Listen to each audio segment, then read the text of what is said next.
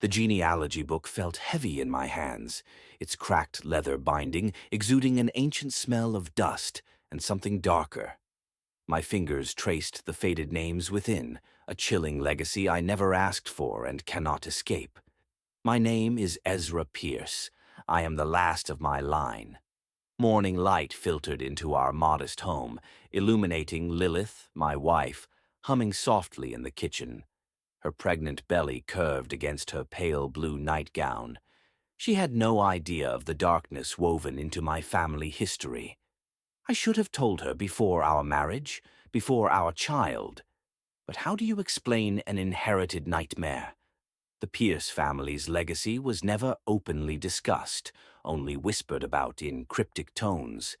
Each generation suffered inexplicable tragedies. My great-grandfather Elias was found dismembered in a locked barn, his bones meticulously arranged into a geometric pattern.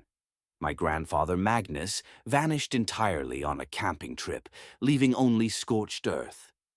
My father Nathaniel was discovered in our basement, his eyes white as marble, his body twisted unnaturally. Now it's my turn. The last Pearce. The genealogy book opened to a familiar page. A photograph slipped out, a 1923 family portrait. Their eyes, though unsmiling, seemed haunted by knowledge too terrible to share.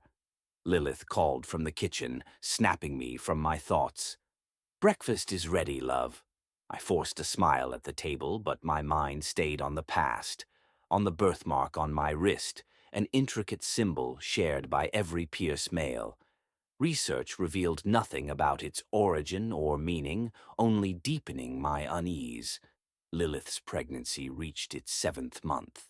The baby moved often, the movements sometimes eerily deliberate, and the ultrasound images, subtle asymmetries, made the fetus's bones appear to defy anatomical logic.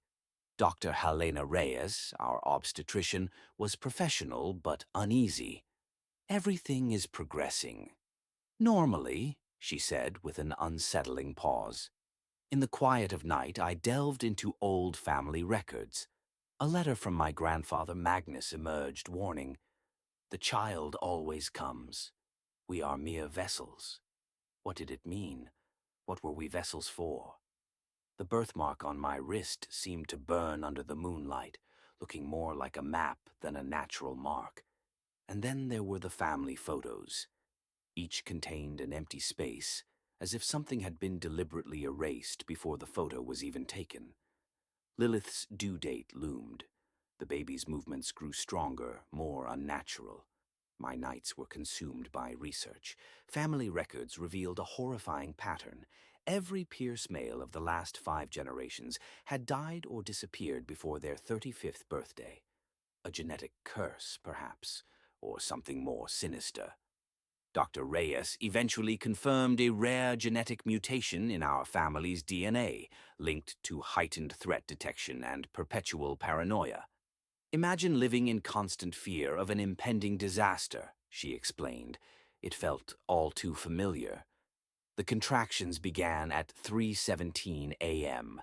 Hours later, at 11:42 a.m., our son Gabriel was born. His healthy cry filled the room. Relief washed over me as medical tests revealed nothing unusual. Weeks turned to months and Gabriel grew strong and normal. Slowly, hope replaced fear. I realized breaking the cycle didn't require supernatural intervention, but understanding and choice. One night, I burned the genealogy book, along with every dark relic of our family's past. Under the watchful moon, Gabrielle laughed, unaware of the darkness I had consigned to ash. For the first time in generations, a Pearce male would live. Truly live. The curse was over.